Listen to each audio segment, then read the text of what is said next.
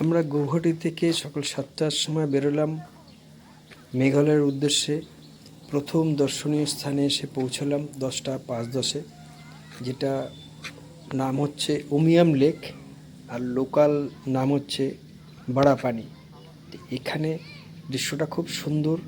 এই লেকটার দুদিকে কি সুন্দর গাছপালা দিয়ে ঘেরা এবং ছোট ছোট পাহাড় আছে। খুব শান্ত পরিবেশ, মানে দেখলে মন জুড়িয়ে যায়।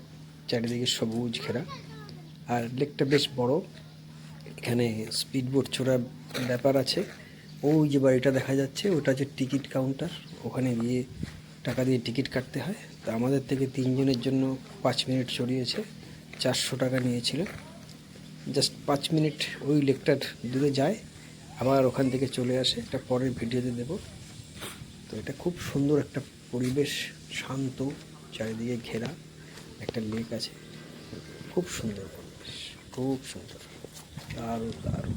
আমার তো এটা দেখে অনেকক্ষণ এখানে থাকার ইচ্ছা ছিল, কিন্তু পরবর্তী স্পটের জন্য এখানে 1 ঘন্টা 1.5 কাটিয়ে আমরা বেরিয়ে পড়লাম।